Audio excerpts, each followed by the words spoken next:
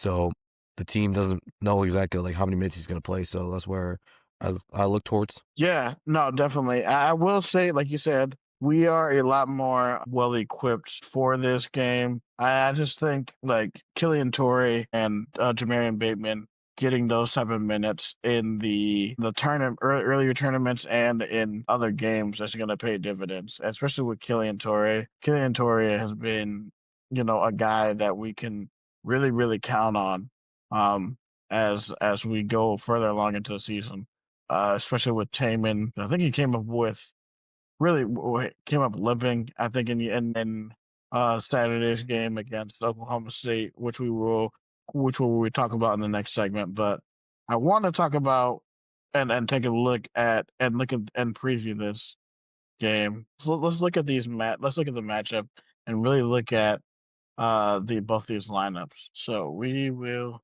go and like, do you think that this is going to be the game where they finally let loose Darren Peterson in this game? Because I have a feeling that this was the plan all along, especially when they play elite teams like Iowa State, Houston, Arizona. Those teams are the like. Yeah, I would assume so. Yeah, I would assume so because he's Okay. a top 5 Yeah. NBA draft pick. So yes, the minutes restriction for these like lower tier Big 12 teams makes like it doesn't shock me that he could potentially play 35 minutes in this game. No, definitely for sure. And then I know obviously we're gonna look at the one of the guys I'm looking for to be a guy in this game is Melvin Counter Jr.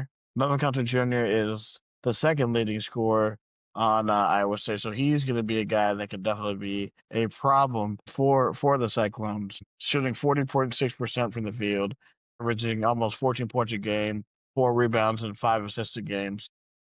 He is a danger to get a triple double in this game. I think another guy, obviously, you also have DeJuan Harris, who has been there for years. But honestly, I'd look for him and for Darren Peterson to carry the game for the Jayhawks. Yeah.